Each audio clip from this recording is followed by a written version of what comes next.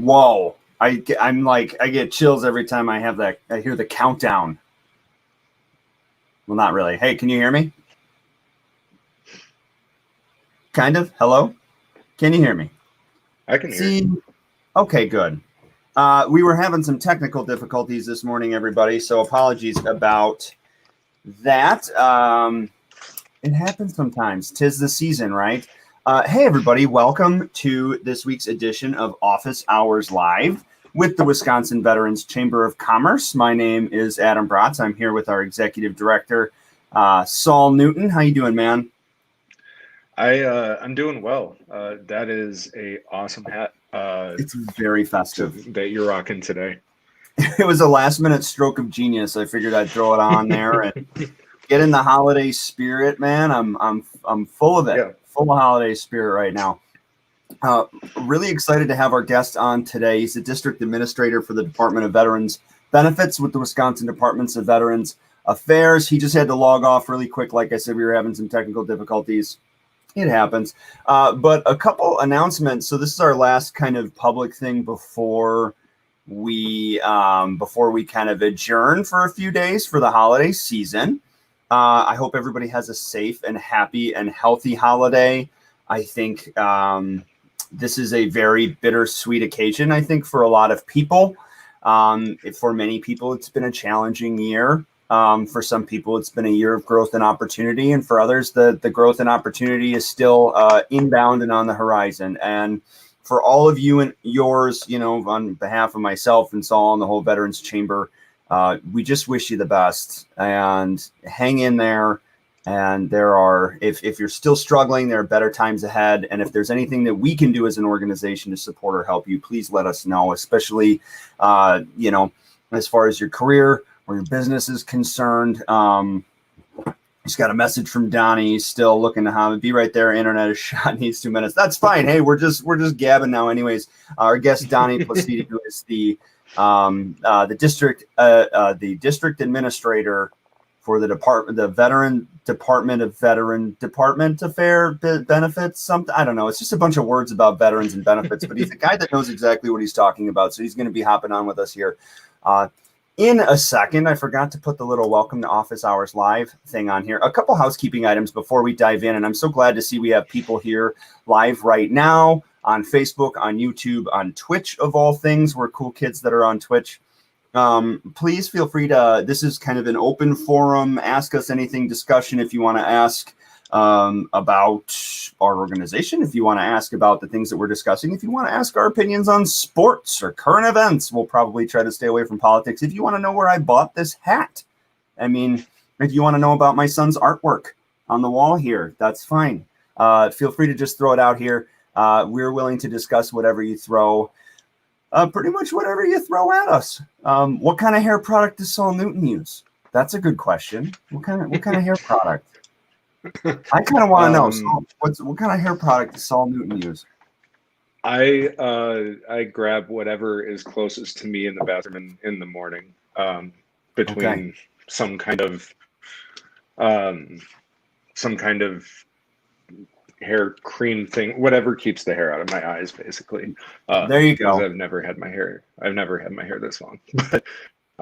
But yeah, I mean, it's a good opportunity, especially coming up on the end of the year here for folks to ask questions about their business, to ask questions about kind of what's ahead. We've had a lot of new developments in the last 24 to 48 hours about relief coming through for COVID. And what's happening at the national level. So if anybody has any questions about anything, as Adam said, that they're facing in their business lives or issues that are relevant to veterans and service members and their families, throw them out there. That's what this is all about. I think that's a really good point. And in our last newsletter, and we'll send it out again kind of on repeat, in our last newsletter, we sent out a really great PDF that has a section by section breakdown of all the things that were in the plan that Congress had approved.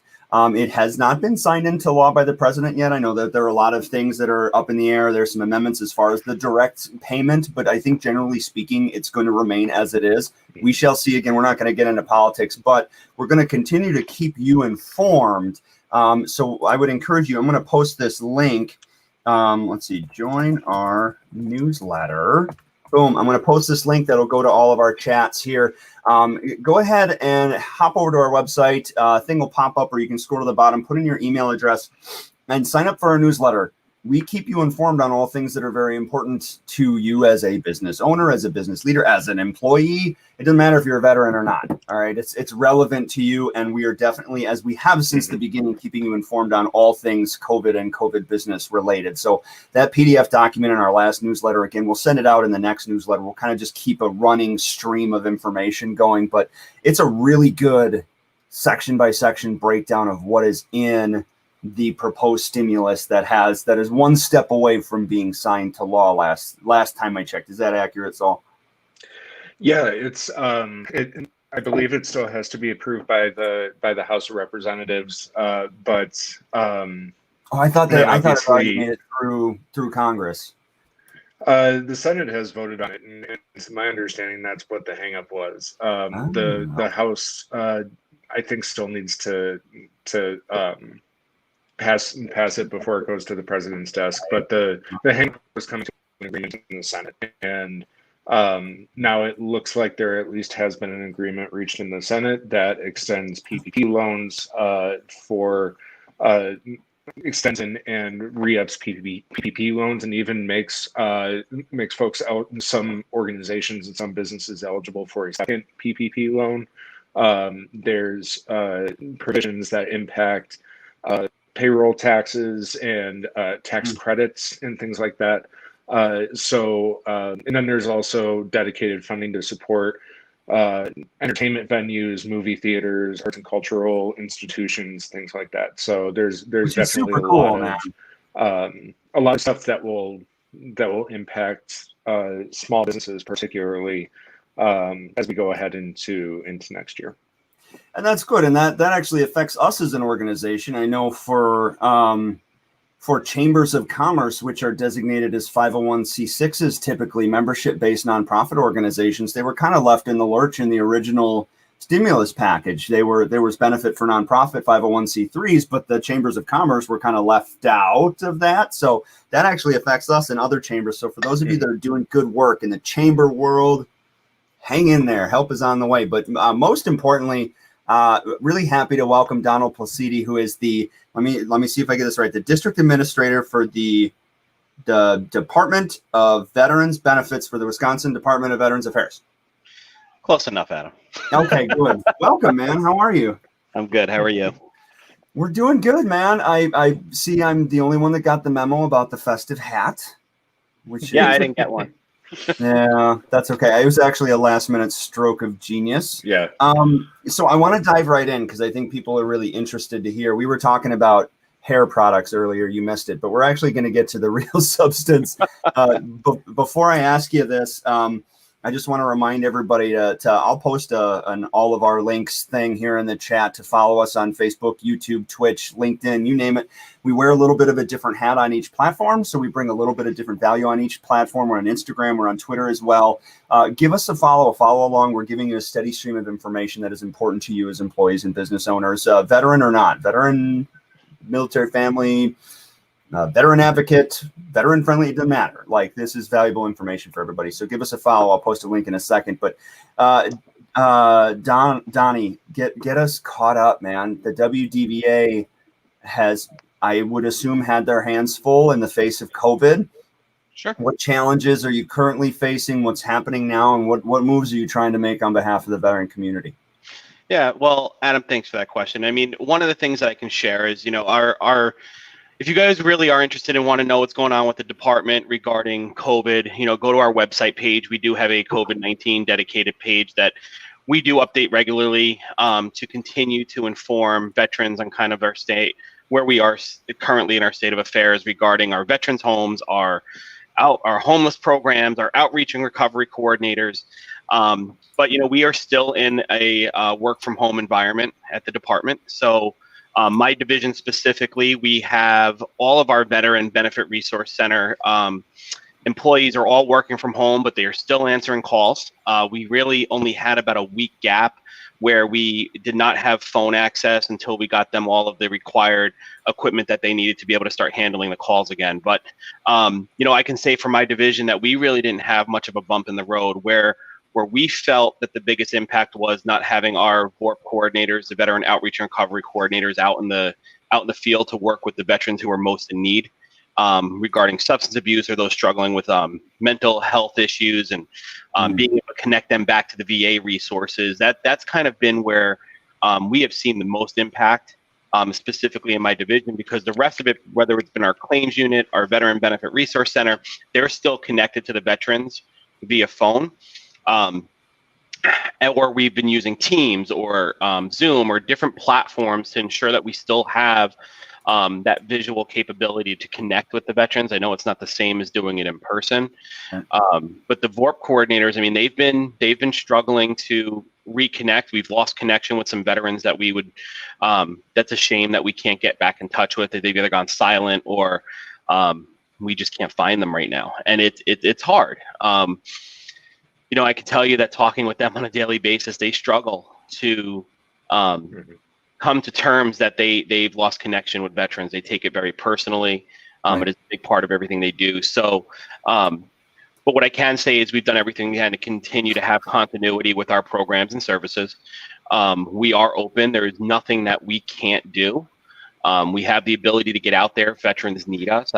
No problem. The VORP coordinators know that they can get out. We can't have people at the claims unit. The VA regional office is shut down.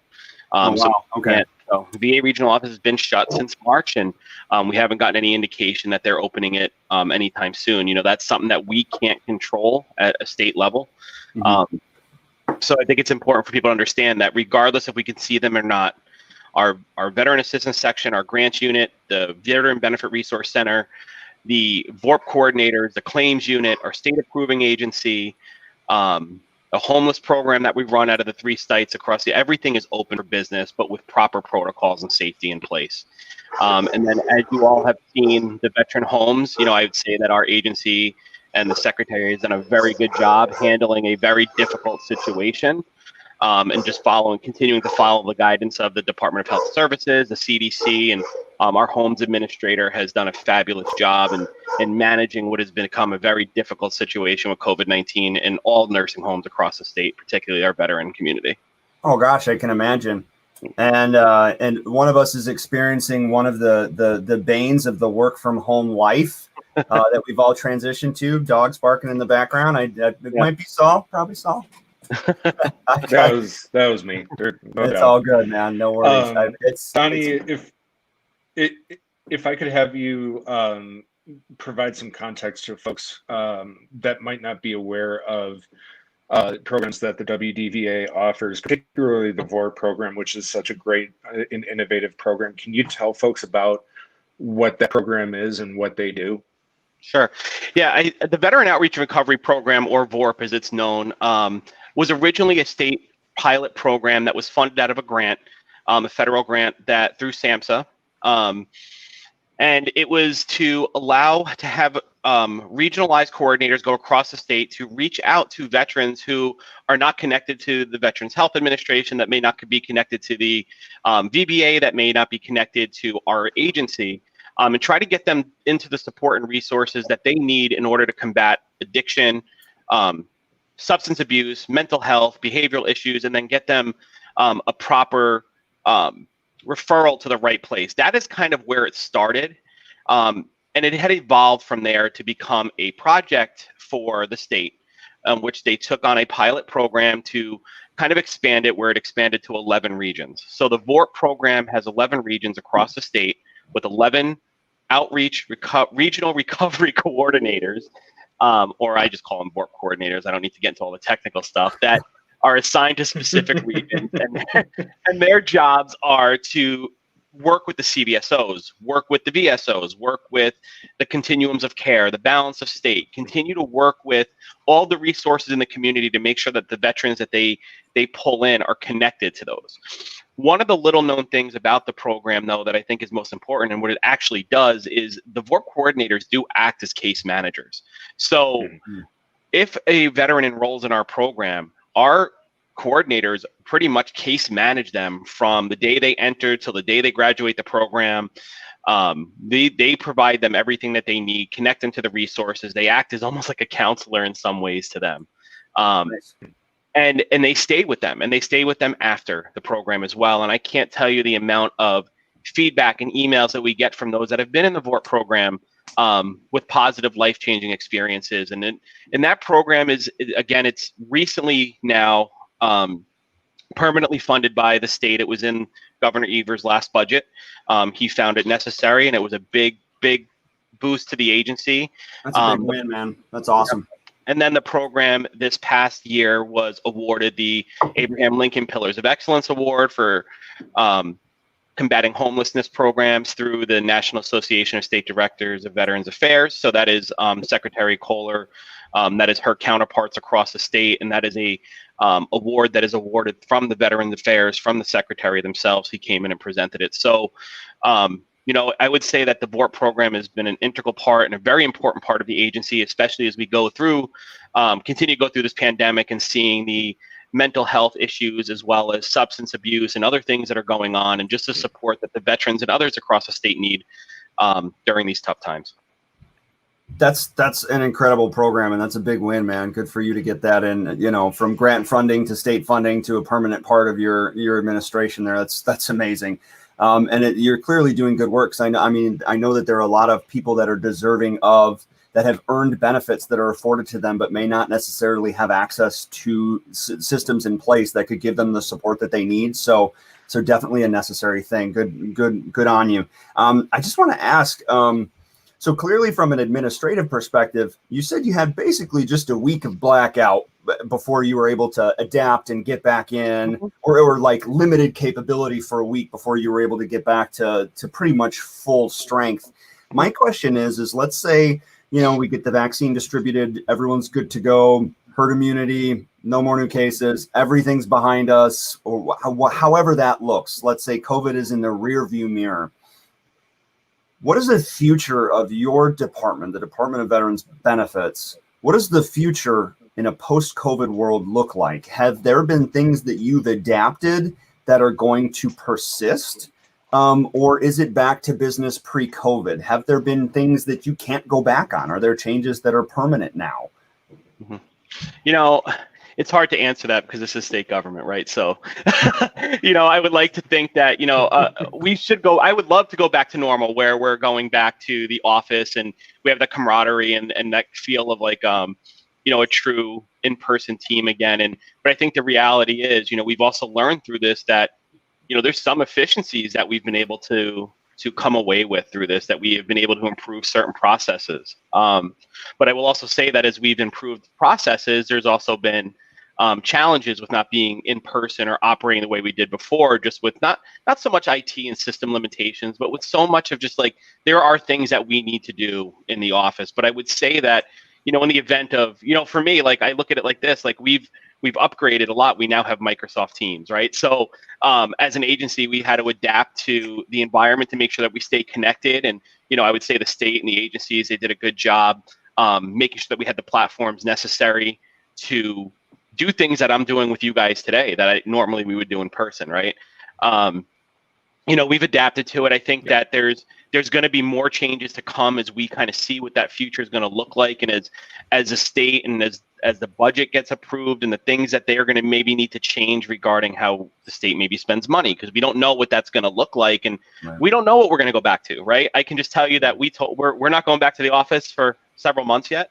I bet you don't miss that commute, man. I don't miss the commute at all. I live in Milwaukee and working in Madison, but there are challenges. I got 4 kids in my house that drive me crazy all day. And fun fact, for those of you that don't know, Donnie has 2 sets of twins. Yes. So in your holiday prayers and good thoughts and vibes, send them out to this man and his family, because 2 sets of twins. I don't know how you do it.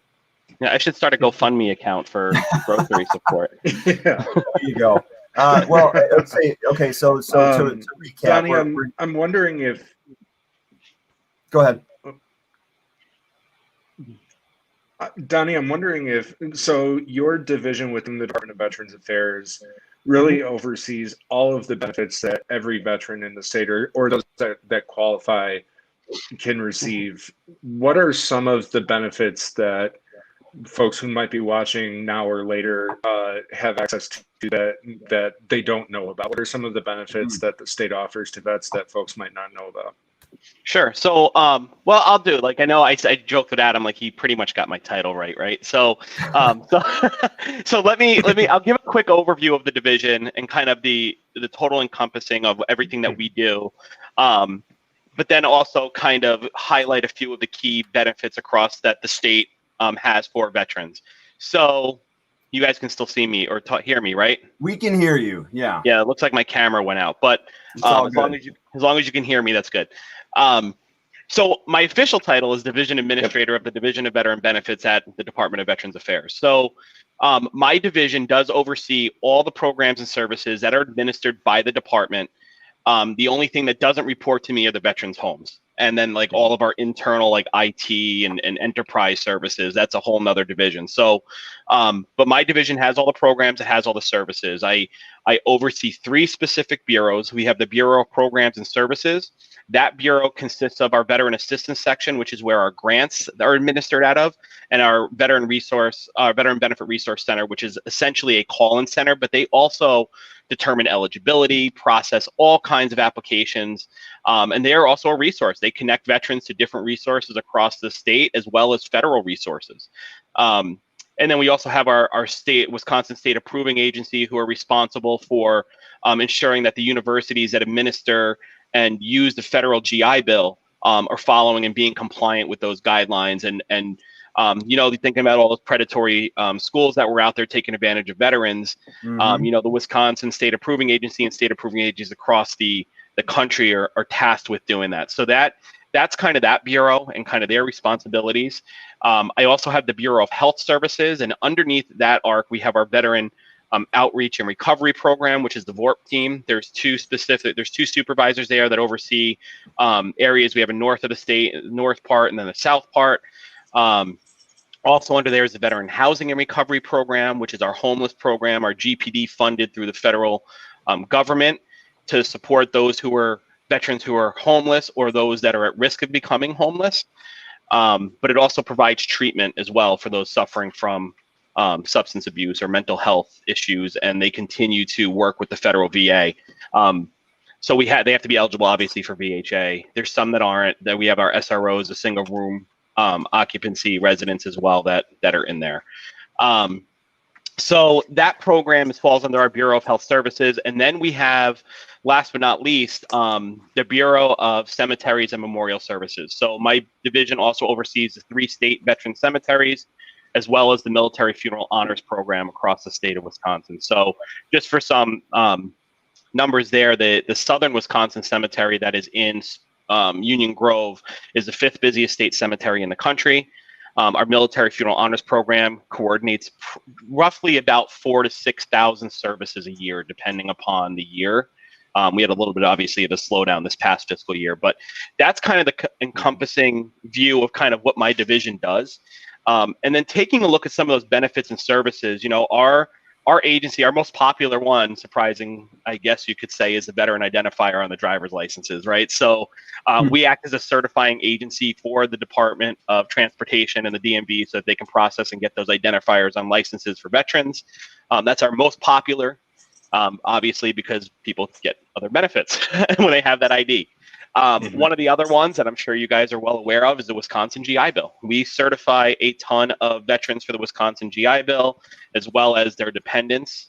You know, that is a huge benefit for any veteran in the state to include. I mean, we've had numbers of inquiries from other states about how we administer that grant or that bill, and it is one of the most popular. We did a article in the Military Times about a year ago. They called us to inquire about our state's GI Bill. So it's incredible how many people, and I'm sorry to interrupt you, but no, you're good. It's important to note, like, it's incredible how many people don't know that there are states out there, Wisconsin included, that have a state level educational benefit.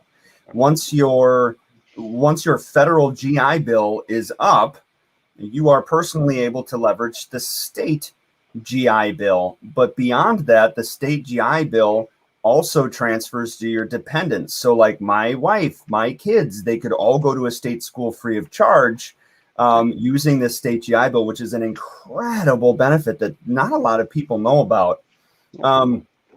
I want to remind people we're here with Donnie Placidi, who is the division administrator. There you go. Division administrator for the Department of Veterans Benefits at the Wisconsin Department of Veterans Affairs. I think I nailed it. If you have questions for Donnie, for Saul, for myself, about anything at all, I think you're probably. We already had a discussion about hair products, so we're not going to answer any questions on that. But if you have any questions, hop in there real quick as we're kind of rounding third and making our way back home here and wrapping things up. We talked about kind of what the future looks like for the WDVA from your department, rather, from an administrative perspective. But I'm curious, what does a post-COVID world and look like for the veteran that would be maybe benefiting from your services or would be looking for benefits? Does their world change? Do they now have greater access remotely? Do they have more opportunities? Do they have challenges? Like what shifts have been made to adapt to COVID that are going to persist that affect them? Yeah, I wouldn't see too much affecting them from the benefit service side. I mean, if anything, our response times will improve based upon the technology that we have available. And I think just, it's crazy to say this, but working from home has allowed us to dig a little bit deeper into the level of service that we may be providing to our veterans, as well as we have more phone calls, more time to maybe listen into those calls, review the chats that we have online. But I think, we're going to continue to improve our technology in here, from the phone capabilities that we have, our chat capabilities. As we look to continue to improve those services, we're working internally on system improvements for us. Our MyWIS Vet site has been updated multiple times during this process. I would say that you're going to continue to see improvement from being able to apply and receive benefits from the agency that could increase our response times, our way that we approve our benefits. The biggest thing though is to not just, veterans that know this and relying on us as a state agency to get everything there. You have the county veteran service officers who should be, one of the primary contacts for any veteran that needs services, whether it's state or federal. They are our partners in this, and we rely on them a lot, and we have really good relationships with those officers, and they're a great resource for us. We're a great resource for them, and I would be remiss not to mention that veterans really should go to them, because a lot of them are operating in person. Some are, some aren't. But there's things that they can do that a lot of times we refer to them. We're like, hey, go to your CVSO. I think that continuing to make sure veterans are aware of them, as they have obviously a much larger reach than we do, just because they're located in every single county, and also the tribal veteran service officer. I know we have several veterans located within our tribes, and they have service officers as well that provide that service to them, and just knowing that they're all there and available to continue to provide assistance where needed. Adam, one other thing that I want to mention when Saul asked about some of our most popular benefits and just other veterans may not know of, this past year there was a bill passed to provide the same benefits that are provided to the UW and the tech schools regarding the Wisconsin GI Bill to now apply to private schools that are out there as well, such as like Concordia and a few other universities that now they can have the Wisconsin GI Bill similar benefits cover at a private institution. It is a separate grant. It is not administered by the agency. Neither is the Wisconsin GI Bill. Wisconsin GI Bill is administered by the UW and tech schools. This is being administered by the Higher Education Aids Board here in Wisconsin. They're the ones that approve all these, and they work in conjunction with the schools that are on their system. I mean, there is stuff on their website regarding it. We do have information on our website, but we play the same role that we play with Wisconsin GI Bill, which is we are the certifying agency. But that benefit is out there, and it is important for people to be aware of it. we're seeing a significant amount of applications coming in, but that grant is out there. It is available to veterans who meet the same criteria as those who qualify for the Wisconsin GI Bill. So it's called the Wisconsin Veteran Student Assistance Grant. So there you go. I got it. Oh my gosh, I am sorry. So I'll tell you what that was in a second. That's the bat phone. That's the emergency phone that upon receiving a phone call, Donnie puts on his cape and his superhero costume and then flies out the window to save the day. That's the bat. No, yeah, well, that's part of it, but in reality, you can take that a little bit. So that was my wife's brilliant idea, and it sits in my office. So this is her state story. So she went to the Wisconsin Department of Military Affairs website, and on their website, every now and then they talk about things to have in case of an emergency. And of course, right at the beginning of COVID, when people are talking about all the things that could happen and lack of being able to connect, she went and got one of those like weather radio alert system things. And I was like, she is like a advertiser's dream. Like, they have this thing up on DMA's website, and here she goes and buys it. So now it sits in my office, and every Wednesday there's a test at this time. So you could have said bat phone and nobody would have. The weather radio is fine, but like your direct line from the president, to have you spring into action to save the day, we'd have believed you. There you go. Hey, I wanna thank you for your time today, sir, and for everything that you're doing for veterans statewide, and just the amazing advancements that you've made in your department, and how you support veterans and help to get them the support that they need, and the way that you've adapted as an administration to COVID and the way that you're supporting people is commendable. So we thank you for everything that you're doing. Yep, I appreciate that, Adam. My communications team would kill me if I didn't say, make sure you visit us at MyWisVets, and we also have Twitter and Facebook and Instagram. Just go to @WisVets and you can find us there. And also, congratulations again to all of our nonprofit and entrepreneurship grant awardees that we announced last Friday. And I know the Veterans Chamber is one of our awardees, and we look forward to seeing what you guys do with the grant funds here to support veteran entrepreneurs across the state of Wisconsin, and work in partnership with all those other ones that received our awards as well. And I appreciate everything that you guys do for veterans in the community across the state, and just keep up the good work. And anytime you guys want me or somebody from the agency, just let us know, and we'll get on here for you.